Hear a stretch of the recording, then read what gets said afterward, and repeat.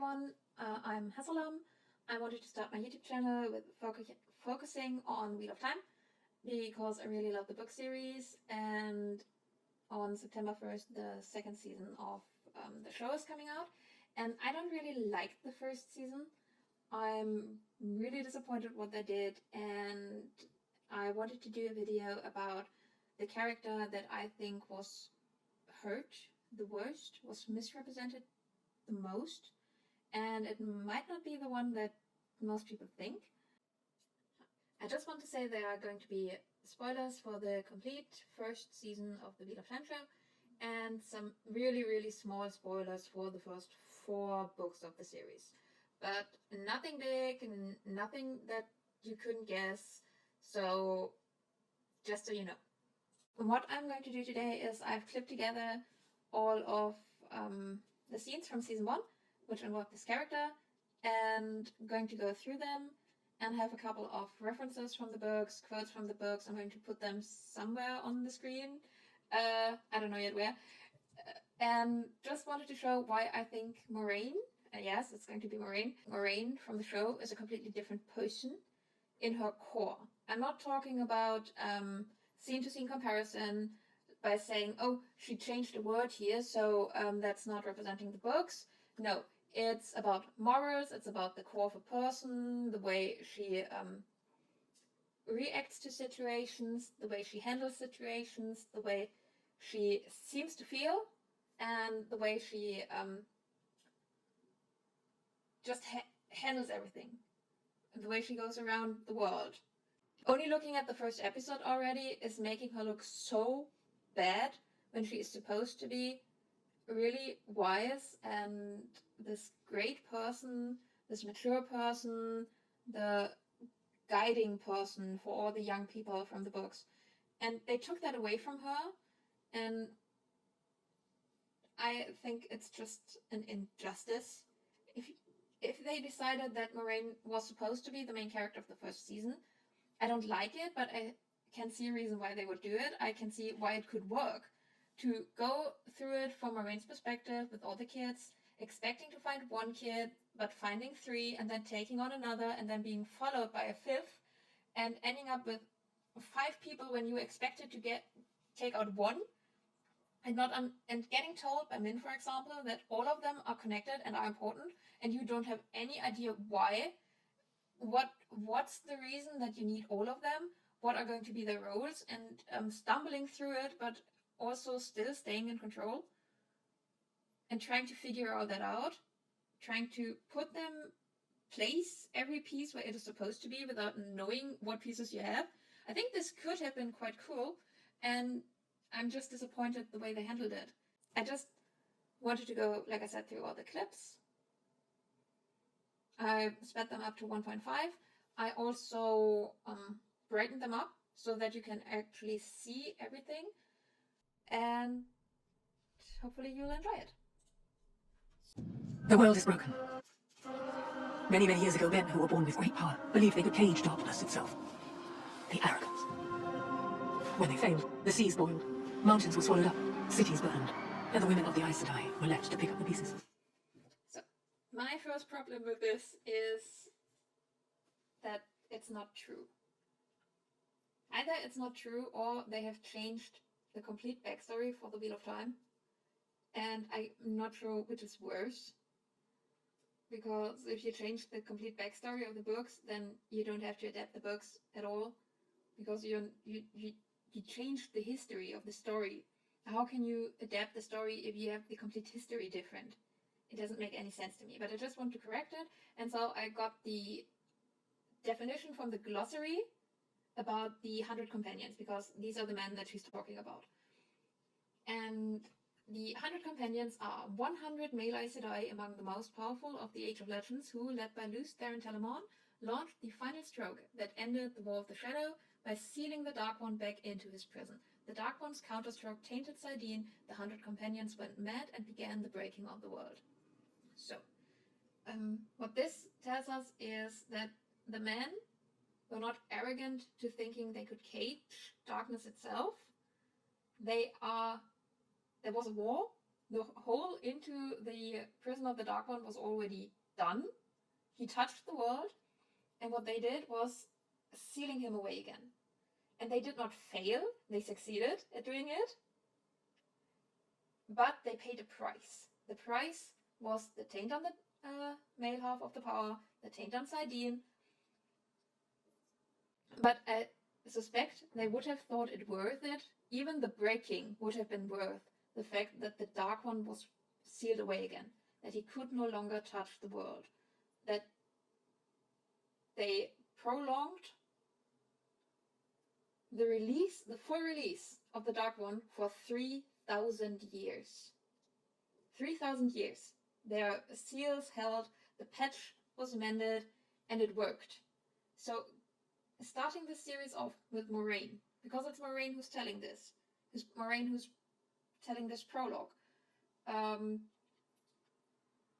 sets a completely different tone of the show and puts her in a completely different light by saying that she thought the men were arrogant and they tried to cage darkness and they failed and the women had to pick up the pieces.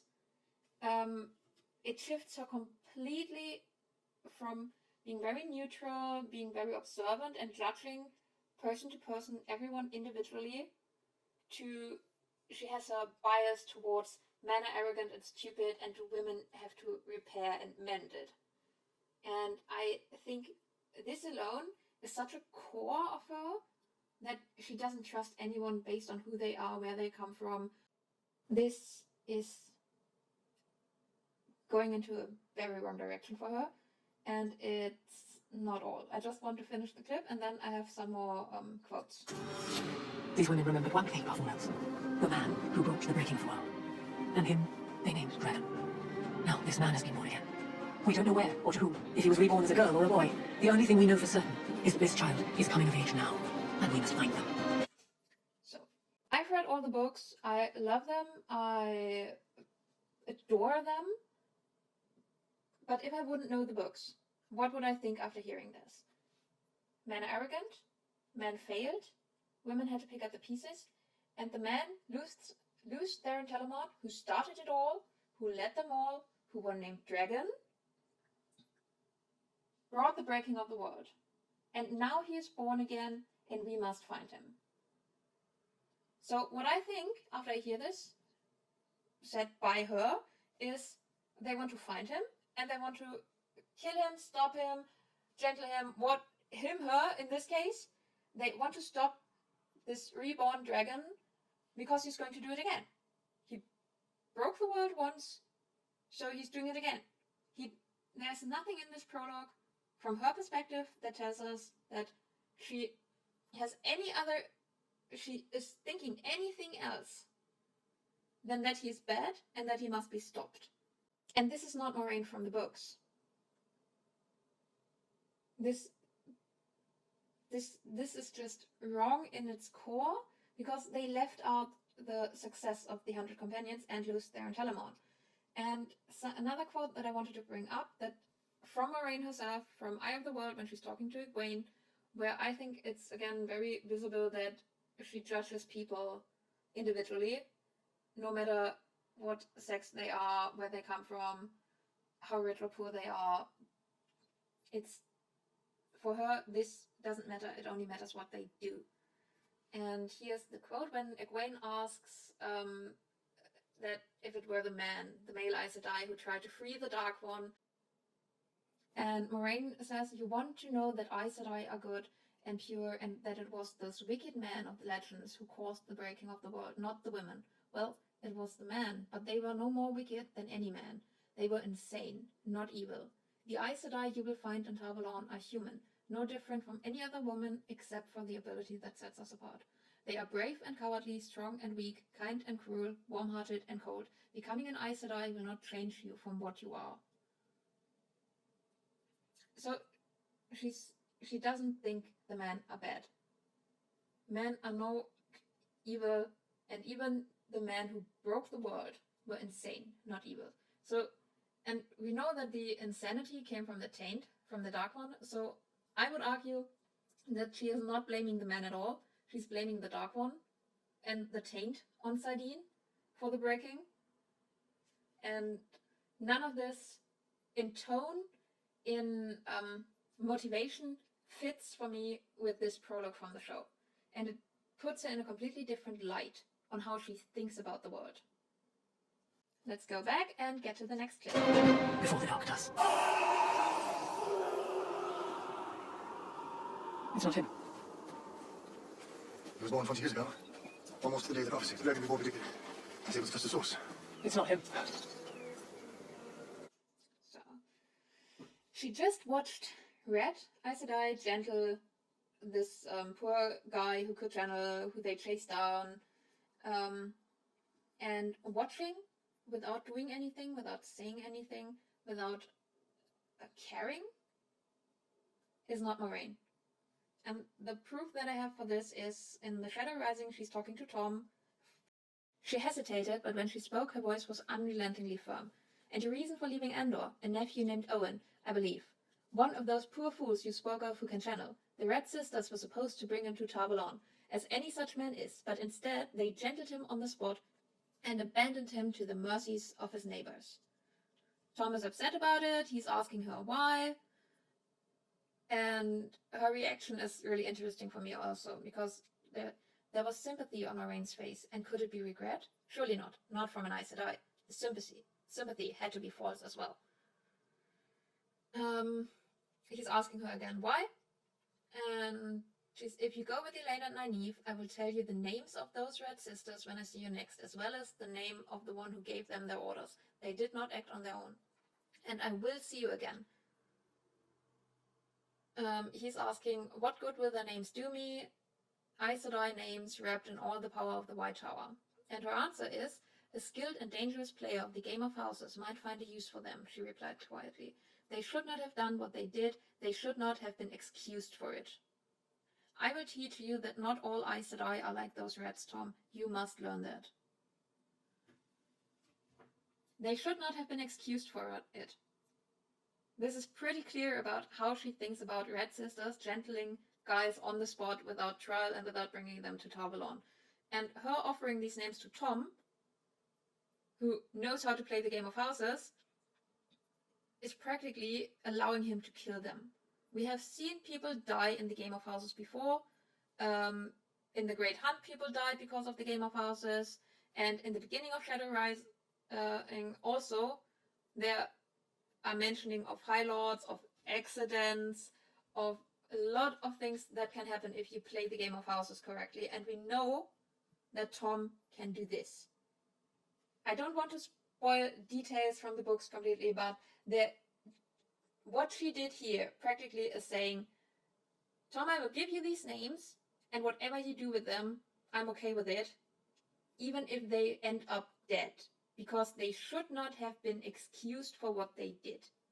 And the person who's saying this is supposed to watch it happening and not even blink and just move on, because the guy was not the guy she was looking for. I don't believe that Moiraine from the books would act like this. She wouldn't. She would not allow this to go on just because she didn't care about that man. That's not Moiraine, and I think this quote proves it really, really well. And I know there's an argument to say, oh, she doesn't have time, there are so many Red Sisters and she's alone, what is she supposed to do? She could have just written messages to the White Tower, to the Yamalin, to other Aes Sedai, to the Blue Aja, and she saw the sisters, so she has names. And Moiraine is Aes Sedai. She swore the three oaths. She swore the oaths. And if she writes, I saw Aes Sedai X and Y and Z and so on, gentle a guy without a trial in the middle of nowhere, while he was not even defending himself, they just gentled him, it would be true. She cannot lie. She cannot lie in a letter, as well as she cannot lie verbally. So they would know it has to be true. And she could have sent messages. She could have made sure that this does not happen again and that there are consequences for it. There are rumors of 4 Tavir in there. All the right age. The old blood runs deep in this nonsense. Let's hope it's prepared for the falls come. I think the problem that I have with the scene is if there are rumors of 4 Taviran in the 2 rivers that are all supposed to be the right age, Moiraine is supposed to be really, really smart, and Moiraine is supposed to question practically everything that she knows, because she never gets her head stuck in something. Or if she do, she's getting out of it when she realizes that she was wrong, and she has to handle things differently. So, rumors of 4 Tariran, the right age, means someone told someone, told someone, told someone, told someone, told someone, told someone, told someone that there was a guy or a girl or someone who did something special, or around him something weird happened. I mean, rumors of 4 Tariran, they didn't even explain what a Tariran is.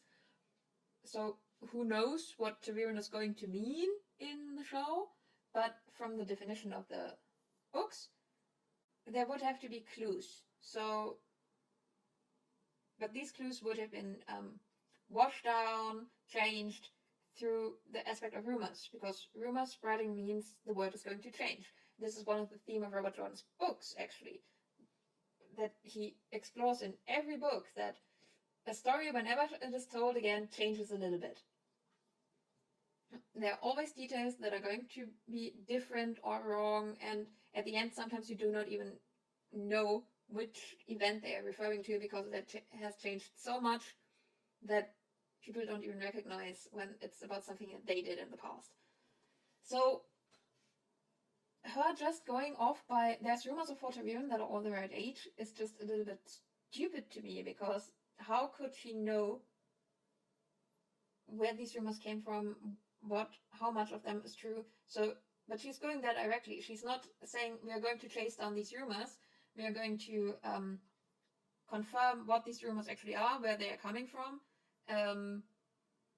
No, she's saying we're going directly to the 2 rivers because I heard someone say it, even though the truth could be that a rumor says there are 4 Tariran in the 2 rivers, but actually there are 4 Tarirans in Berlon, near the 2 rivers was the original story, or in Gildan, which is next to the 2 rivers, or whatever. It could be a completely different place based on rumors, but she's trusting the rumors, and that's not something that I associate with Moiraine from the books. This is Moiraine.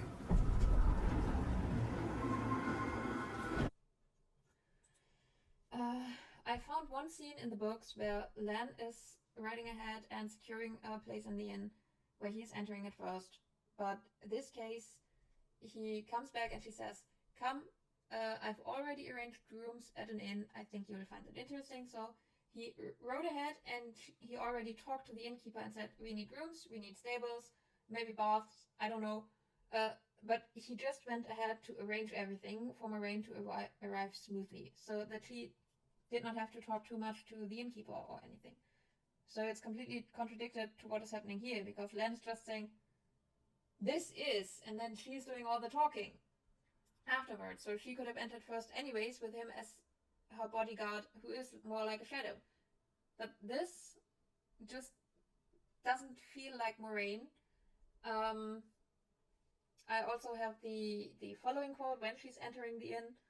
Then the innkeeper is talking to Lan first, saying that he's pleasant and odious with them. Ah, and mistress, his eyes took in the deep blue silk of her dress and the rich wool of her cloak, dusty from travel but still fine. Forgive me, lady, please. His bow bent him like a horseshoe. Master Andra did not make your station clear, lady. I meant no disrespect. You are even more welcome than friend Ogier here, of course, lady. Please take no offense at my poor tongue. I take none. Moraine's voice calmly accepted the title the innkeeper gave her. It was far from the first time the Aes Sedai had gone under another name or pretended to be something she was not. It was not the first time Perrin had heard Lan name himself Andra either. The deep hood still hid Moraine's smooth Aes Sedai features, and she held her cloak around her with one hand as if taken with a chill, not the hand on which she wore the great serpent ring. She's very subtle. And she is not calling herself a lady, but when people do it because she's dressed so nicely, she doesn't disagree. And that's something that Moiraine usually does in the books. She lets other people make assumptions and then just not correct them, and by doing so gets around the three oaths. She doesn't want too much attention on herself, where she's hiding her ring, but not in a way that it's obvious. It's just holding her cloak closed with the hand that does not have the ring on it, so the other hand is naturally under the cloak. It's very subtle. It's very Moiraine in my opinion. And the other thing that I wanted to mention is that they are usually not trying to pull too much attention to themselves. And what arriving at night means in the Two Rivers, I have Master Arya quote from the Otherworld, because Tom actually arrived at night in the first book, and here's what they are saying about it. Arriving in the dead of night he did. The innkeeper shook his head in disapproval. Pounded on the front door till he woke the whole family. If not for festival, I'd have told him to stable his own horse and sleep in the stall with it, demon or not. Imagine coming in the dark like that. Ren stared wonderingly. No one traveled beyond the village by night. Not these days. Certainly not alone. The Thatcher grumbled under his breath again. Too low this time for Ren to understand more than a word or two. Madman and unnatural. So that's what people in the Two Rivers think about others who travel by night. And Moiraine and Lan arrive at night. It is really dark outside. And they just make themselves so much more suspicious in the show. And I don't think Moiraine would do that, because Moiraine is trying to find out information. She's looking for something. And if people mistrust her, they are not going to talk to her. There's again, she's supposed to be smart. She's supposed to know how to manipulate people without them knowing how to that they are manipulated. And this entrance of her, this showing off, just it's from front to back, it doesn't make any sense, because here you see they are pulling attention to her. Lan is doing this grand entrance and announcing her, and then she's coming in and showing off, taking off her hood, and then what happens next is... My lady, can I help you? We'll need stables for our horses and a room for the night. 2 beds and fresh linen, that's all we need. There she is.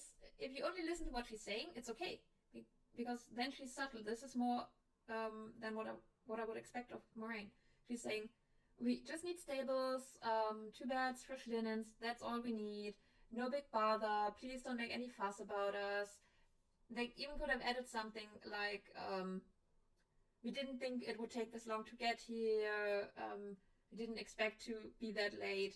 Something like that would lower suspicion, but it doesn't make any sense with the entrance that they started with. So she's first coming in, announced, and in this big silence, with all eyes on her. Then she's going down with it and saying, oh no, we only need this, please don't make any fuss. Or it comes off that way in the sound of her voice, the way she talks. But at the same time, she's again showing off her ring, fussing with it so that people can see it. And that's what I mean. It's contradicting from one sentence to the next, what we are supposed to think of her. And this comes off as she's stupid, or she doesn't know what she wants to come off of. Does she want to come off as the important Aes Sedai, or does she want to come off as just a woman who is humble? So she does both, so she comes off as neither. I'm rambling on here about how the show made it convenient for Moiraine to know exactly who she's looking for, because she doesn't need to ask any questions, so we don't see her ask any questions, so we don't know how she's getting the information. She's just looking at 4 or 5 people in the room and instantly knows these are the right guys without having any way of knowing except the script says so.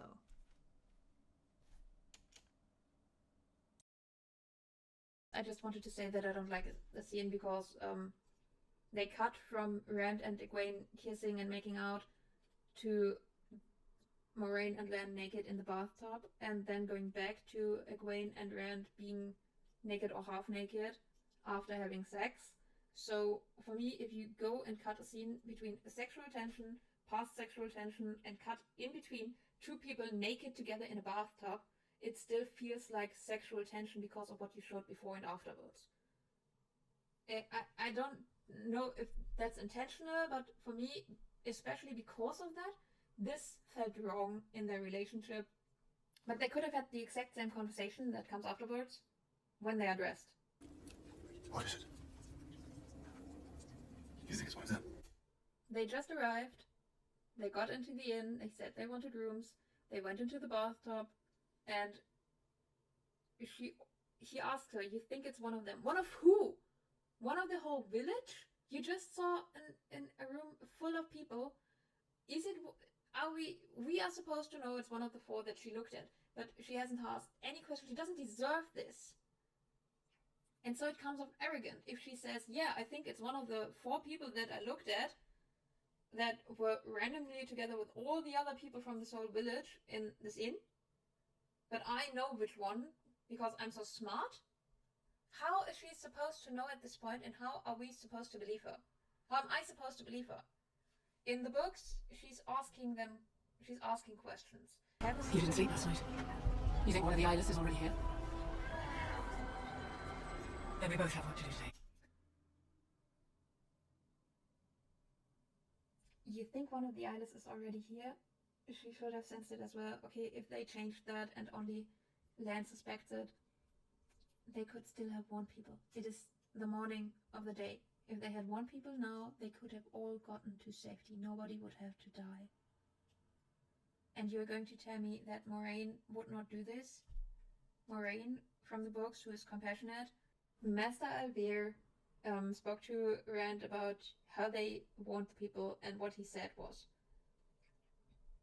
"Winter night visits just beginning, our hands full of presents and honey cakes, and our heads full of wine. Then the dog snarling, and suddenly the 2 of them bursting out of the inn, running through the village, shouting about Trollocs. I thought they'd had too much wine. After all, Trollocs? Then, before anyone knew what was happening, those things were right in the streets with us, slashing at people with their swords, torching houses." She did not only warn the people the moment she sensed it, but they ran. So, all grace forgotten, just run, be quick, as fast as you can, shout. Moiraine practically never shouts in the books. She always keeps her cool, her calm. She really rarely shouts. But in this, she was shouting because it was important. People had to listen. People had to hear it. Trollocs are coming. Lan as well, running, shouting through the village. And this was only moments before, because only moments before they sensed it, that they were there. But here, it's a whole day ahead, and Moiraine is saying nothing. Moiraine is willing to let everybody in this village die for nothing? So, how is this Moiraine from the books? How is this person who says, "Oh, you believe there's an eyeless? Then we have much work to do," the same person who ran through the streets of the village shouting to warn people?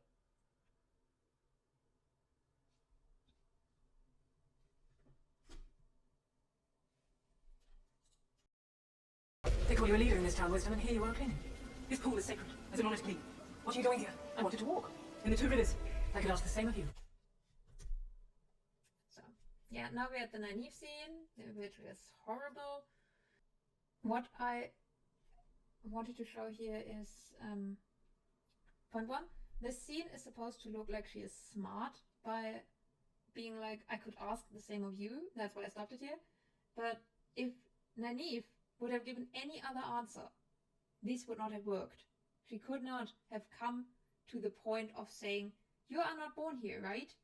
If Nynaeve had just answered anything else. For example, couldn't you have kept your walk outside? Why are you coming into this cave? Do you usually take your walks in caves?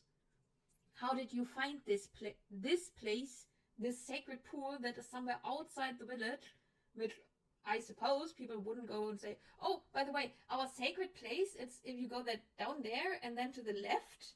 Or how would she even know where this place is? So there are a lot of different answers that Nynaeve could have given that would not have given her the opportunity to be like, "I could ask the same of you." She was just lucky. The script gave her the luck she needed by making Nynaeve giving her a stupid answer. But that's not Moiraine being smart. This is Nynaeve being stupid. Or saying something that doesn't even fit the conversation, really. And there's the scene where they are supposed to meet is described in the books. It's what Matt tells Rand about how this went off. But I just wanted to read it because it also describes how Moiraine acted towards Nynaeve. And I think this is 180 from what we see in the show. So, she asked the wisdom for directions this morning, Owen said, and called her child. Rand and Matt both whistled softly through their teeth, and Owen tripped over his tongue in his haste to explain. The Lady Moiraine didn't know she was the wisdom. She apologized when she found out. She did. And asked some questions about herbs and about who is who around Emond's Field, just as respectfully as any woman in the village, more so than some. She's always asking questions about how old people are and how long they've lived where they lived and, oh, I don't know what all. Anyway, Nynaeve answered like she's bitten a green sweetberry. Then the Lady Moiraine walked away. Nynaeve stared after her like, well, it wasn't friendly, I can tell you that. Moiraine in the books is respectful, apologizes to Nynaeve, and showing interest in what she's doing by asking about herbs. So she's asking about Nynaeve's craft and apologizing, and then she's naturally going over to asking from herbs, maybe asking to who she has healed, if they've always lived there. So this is an example from the books to show how Moiraine is smart and how she's making people, or trying to make people trust her by being like, oh, I didn't mean to call you a child if you're a leader of these people. I'm sorry. So I'm really interested in what you're doing. Can you tell me more about it? And then have them open up to her. This is Moiraine from the books. This is Moiraine being a smart ass by giving answers that she knows will make Moiraine Nynaeve more pissed at her. Also, I just want to point that out. You can see in a moment that Moiraine always steps in front of Nynaeve, so that Nynaeve cannot leave the pool where she wants to leave the pool. So practically she's keeping Nynaeve 2 steps below her so that she can look down on her. Or it comes across that way, through her actions in always stepping in the way when Nynaeve just wants to get out of the pool. I mean, if she wanted to confront Nynaeve, she could still wait until she gets out of the pool and then step in her way. But not letting her leave this pool where she's standing below her seems really, really aggressive to me. And I think it's not humble at all. It's arrogant again. So she comes again across as really, really arrogant. You're not from here, are you?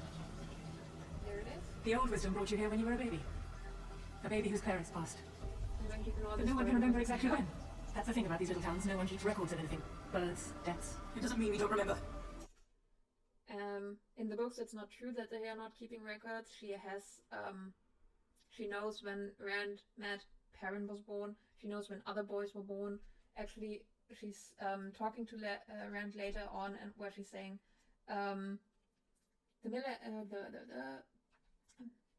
boy is 10 months older than you, and the other 8 months younger. She smiled dryly at his surprise. I told you I asked questions, and I also said young men of a certain age. You and your friends are within weeks of one another. It was you 3 the murderer sought, and none other. So, in the books, she can't find that out by asking questions. So I don't know why they had to make this big thing here about it. And people, why would a village not keep records of when people are born? It makes this village look more backwards than it is supposed to be. But that's not the video for today.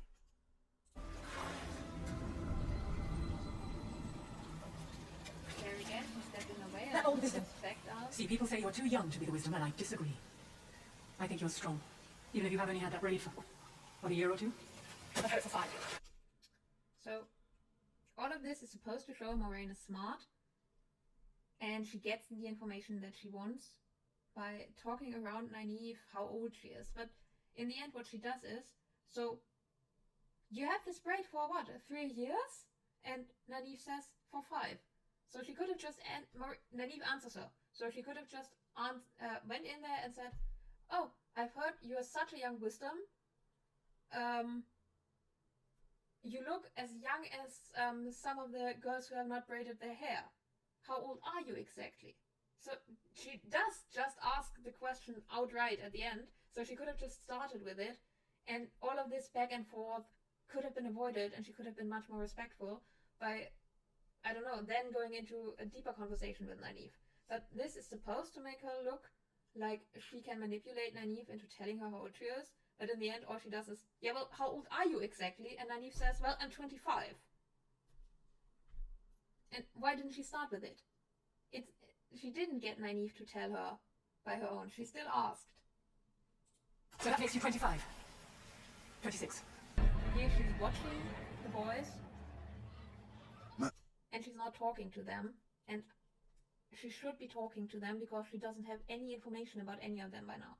In the show, she does not know anything. All she does is stand back and watch. And we don't see her channeling, so I don't think she's spying on them or listening to them from afar. And even if she was, what was she supposed to hear? They are not talking about how old they are. They are not talking about anything that she wants to know that would give her hints about if they are the right people or not.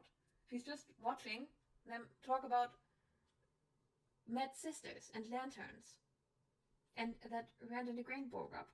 So what are these information would even give her for what she wants to know? Whereas the books, she does talk to them, and she talks to them in a manner that is really friendly. And she says, "You know my name," she said, sounding delighted, as if her presence, however brief, would not be the talk of the village for a year. "But you must call me Moiraine, not Lady. And what are your names?" So she shows interest. And Matt gives her name. Rand also, Moiraine looked from him to Matt and back again. Rand thought her smile, a back curve of the corners of her mouth, was now the sort Egwene wore when she had a secret. "I may have some small tasks to be done from time to time while I'm in Emond's Field," she said. "Perhaps you would be willing to assist me." She laughed as their accents tumbled over one another. "Here," she said, and Rand was surprised when she pressed the coin into his palm, closing his hand tightly around it with both of hers. And when they protest that they don't need anything about it, she says, "Of course there is," she said. "You cannot be expected to work for nothing. Consider this a token and keep it with you, so you will remember that you have agreed to come to me when I ask. There is a bond between us now. Later we must talk," she said, "and you must tell me all about yourselves." She shows interest, she's friendly, she's giving them coins, which are worth really, really much, in advance to make them trust her, like her, be open towards her, willing to talk to her because, she gave them money, and they just would have to do small tasks, maybe carrying something for her, and they would have a chance to get more, and that's just for talking to her, and they don't have a reason to have secrets. And she's nice, she's friendly, so yeah, they talk to her. This shows that she is smart, and she knows that with these boys, she cannot be aloof. She cannot be the lady. That's why she doesn't want them to call her lady, because she wants them to trust her, to, even if she's the outsider, she wants them not to see in her the lady, the Aes Sedai, the rich woman that they cannot reach or talk to because she's so high above them. No, she puts herself down at their level. She says, no, I'm just Moiraine. Just call me Moiraine. And you must tell me all about yourself. So I'm curious about you. I give you money. I'm friendly to you. I smile at you. That's how she is smart, because she knows where she has to put herself so that people might trust her. That's also why she apologized to Nynaeve, and why she was respectful towards her, because she did not want to put Nynaeve's back up. And this is not the same person who's just calling herself an Aes Sedai, pushing Nynaeve around, just keeping her distance and watching everyone from afar. So this is not the same person, in my opinion, as it is in the books. We noticed. Yeah, she's just standing there and watching them. Again, she's standing there and she's watching them. And she's standing there and she's watching. And she's standing there and she's watching. And she's still just watching. She's not said one word to Egwene yet. The Fade has talks with it. Doesn't it? We need to leave. Now. It's just not right for her to be, "Oh, we know about Trollocs. Oh, they are coming. Oh, there are a lot of them." Yeah, let's just go. Let's just, all of these people die. It's okay. Who cares? Why? And I just want to mention as well that in the books, nobody knows she's Aes Sedai. So her warning everybody is for her even a greater risk because she's exposing that she's Aes Sedai and she don't know how the village will handle that. So warning the villagers in the books is a greater risk to herself, and she's still willing to do it without hesitation. By shouting, running around, and warning everybody. And in the show, she does not have to fear people wanting to burn her as a witch for being Aes Sedai, because they already know. She knows for a whole day, and she wants nobody. That's not the same person with the same morals. There's a scene where she thinks she should have known sooner, and it's when she later talks with Rand, also in Eye of the World. I will not have the boy thinking he is to blame for something when he is not. I am as much to blame.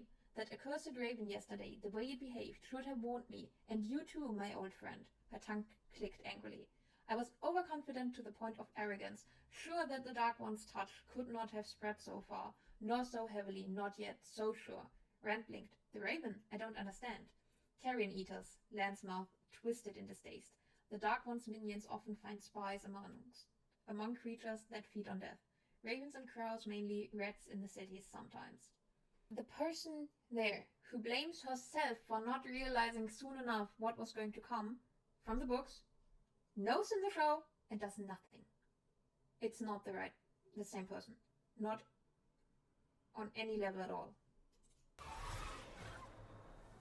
So I would say it's pretty stupid for Moiraine to just stand around in this fight. I can't believe that Lan is just standing there looking around where random people are running and getting killed. That she's standing in the middle of the ground in an open space and trying to look in all directions at once when she could easily just put her back against a wall and have at least one angle less of attack towards her. Looks to me just like someone who's never been in a fight or who's used to be protected by someone like Lan, who has to do literally circles around her so that she's not getting hurt. I think it looks overly dramatic, and it would be stupid to close your eyes in the middle of a fight to focus for longer than a blink of an eye. That she's not throwing lightning all the time, even though it's easy, I can't understand that. That she's channeling earth doesn't make sense for Moiraine from the books, because Moraine's not strong with earth or fire, or at least Moiraine from the books is not. It's absolutely deserved that she's getting hit by that blade, because she's still standing in the middle of the damn open space. And she's not going to move away from it, even though she just got hurt. That she's just saying, like, light, give me strength. Then she has nothing to draw from other than, okay, now I'm leveling up. Because. That's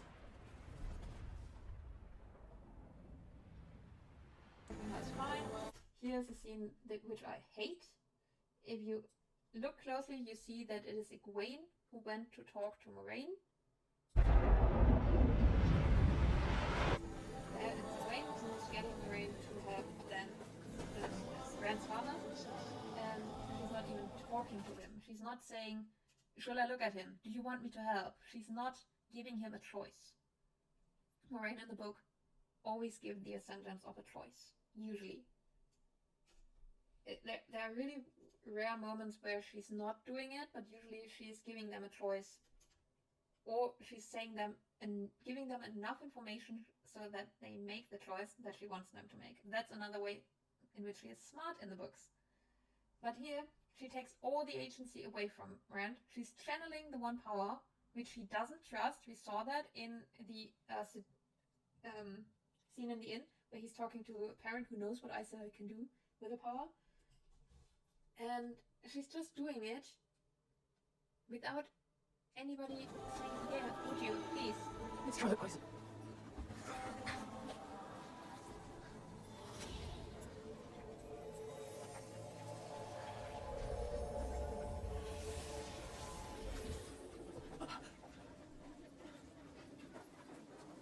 one moment she's exhausted, the next she's fine again. You show up.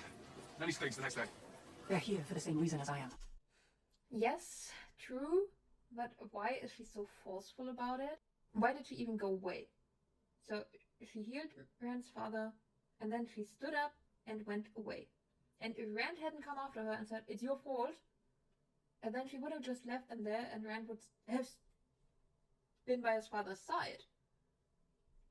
He would have been caring for his father, maybe about Egwene, fussing about her, but she just stood up and left. She did not talk to them by her own choice. It was Rand who initiated this conversation. So for her to be like, oh yeah, and by the way, I just wanted to leave, but now I decided that I have to tell you that you are going to come with me. What is her reasoning for doing this? This is not smart. This is just stupid. What if he hadn't come after her? I don't know. Would she have gotten horses and then just walked by and said, now get up on that horse, I brought you some, we are leaving? What did she think would happen? She could not have thought that he would come after her. I mean, his father just got healed. The natural thing to do is to take care of your father. Maybe say thank you, but you would do that the moment that she's starting to turn around. Thank you, and then you take care of your father. And then she would have just gone. Okay. For you. For the four of you. 20 years ago, there was a woman at the White Tower. An Aes Sedai born with eyes so white she couldn't see anything. Yet still she saw glimpses of the turning of the wheel. The Dark One is waking. His whispers are already in the backs of our minds. But there will be one who can stand against him.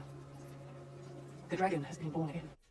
And this is contradicting to the prologue, as I mentioned earlier, because in the prologue it sounds like the dragon is going to destroy the world. Now she's suddenly saying, oh, the dragon can stand against the Dark One. Or not.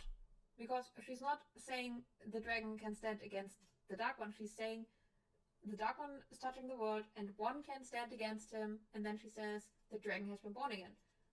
Maybe I know the books too well, but if I wouldn't know, maybe I would think, okay, the dragon is the Dark One.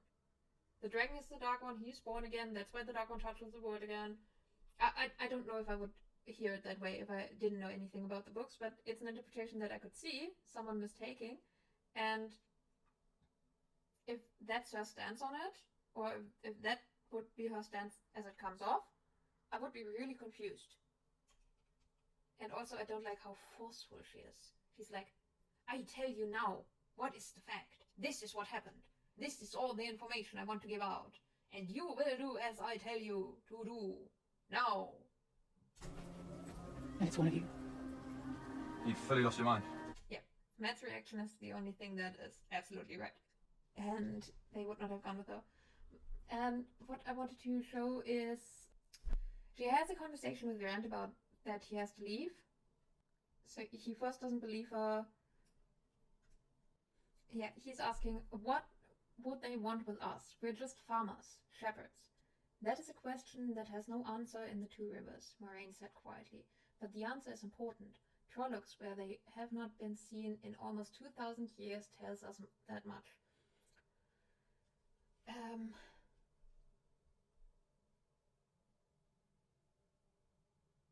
And he's asking if she couldn't do anything, and where she in the show is going to say, no, she cannot do anything to stop them, and she could maybe not do enough to stop them, but she could definitely do something to slow it down, so I would count that as a lie, but the show doesn't see it that way.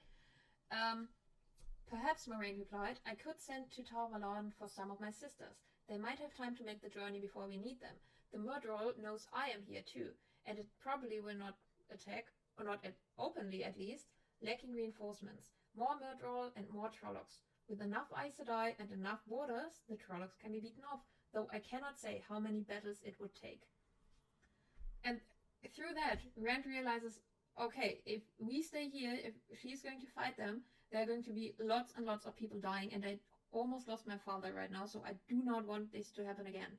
That's why he decides, okay, then I must leave probably, without asking any more questions about the why.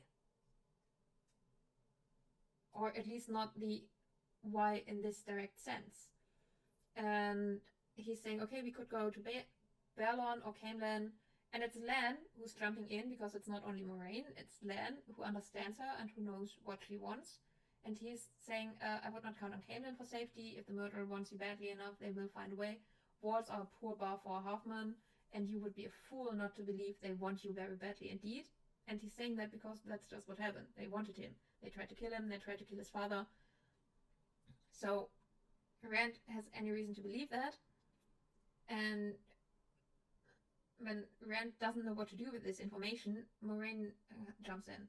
There is a place of safety, Moiraine said softly, and Rand's ears pricked up to listen. In Travelon, you would be among Aes Sedai and warders. Even during the Trolloc Wars, the forces of the Dark One feared to attack the Shining Walls. The one attempt was their greatest defeat until the very end, and Travelon holds all the knowledge we Aes Sedai have gathered since the time of madness. Some fragments even date from the Age of Legends. In Travelon, if anywhere, you will be able to learn why the murderer wants you, why the Father of Lies wants you. That I can promise. This is Moiraine from the books. She's giving him all the information he needs to make the right decision, but to come to it on his own, and she is also understanding. Get the horses. Oh, you can't leave. You're coming with me. The four of you. Your life isn't going to be what you thought. You've lived too long in these mountains pretending that what happens in the rest of the world won't affect you. We can't just leave. They're after you. They will follow you. And if you stay here, this is where they'll come. And they don't have any reason to believe her, because she didn't give them any reason. They did not attack only their farms, the whole village is burned, they attacked everybody. And even if they are leaving now, we're going to see it later in another shot, the Trollocs will still go through that village. And she's not willing to stay to protect it. Because the trail from the mountains is there. You can see the village is right down here, so it's a straight line up. And if the Trollocs just run straight there and they are running out the other side of the village, where are the Trollocs going to run through? The village. Right. And she doesn't have any compassion for them to wanting to stay home. In the books, she actually does. Because Rand made the choice to say, okay, I will go with you. Rand fussed with his father's blankets. It was a very long way to Travelon. In that case, I had better go find Madame Perrin.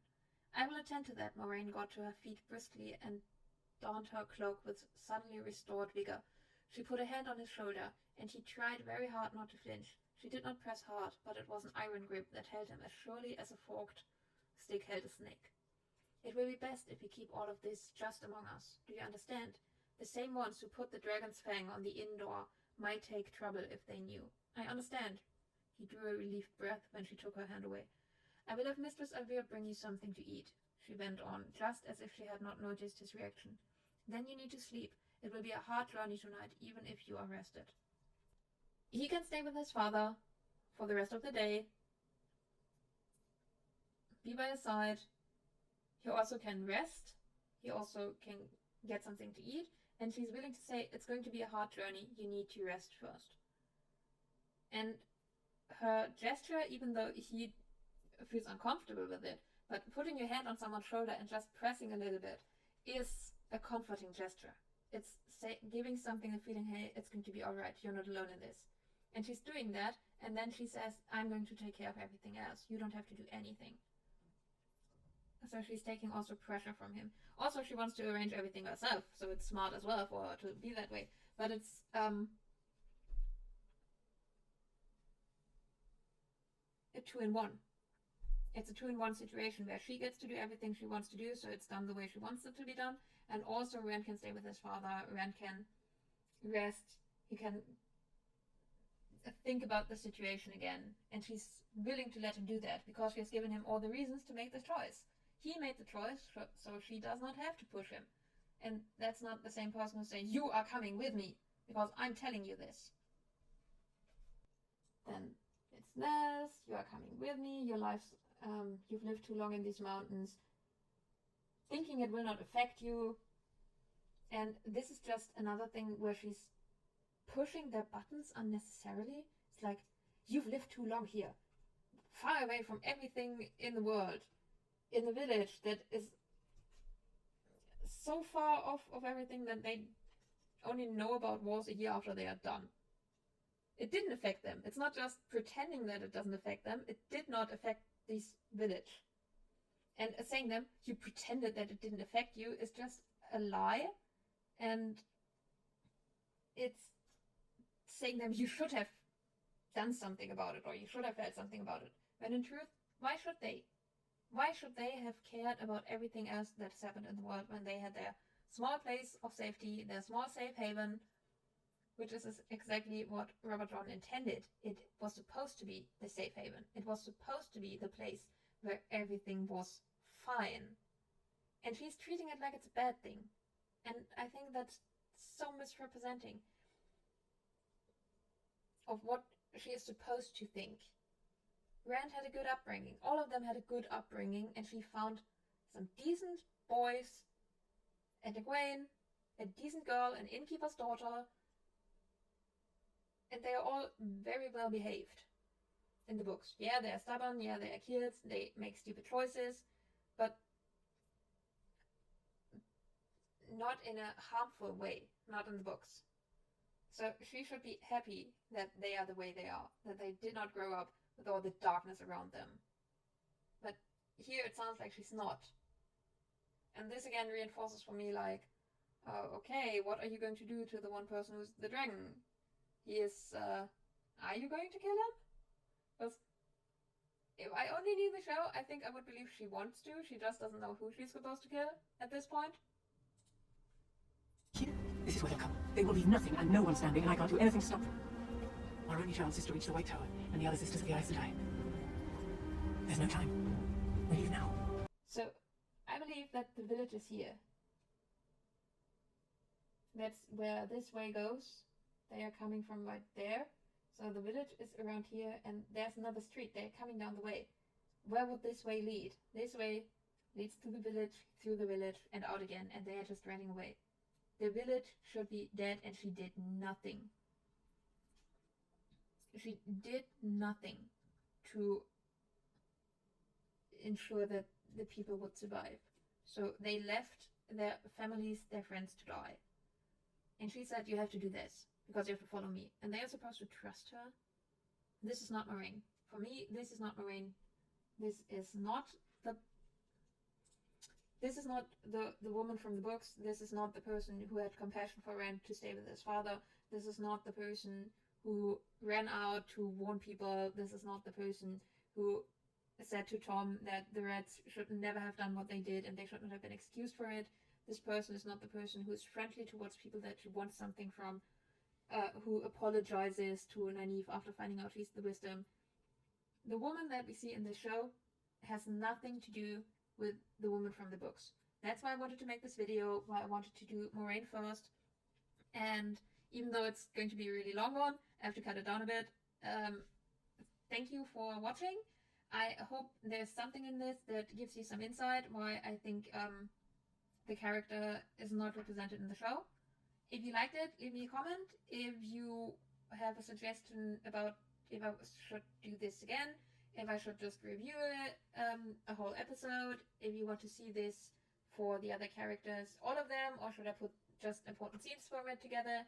I'm happy to hear from you, and thanks for watching my very first YouTube video. Bye!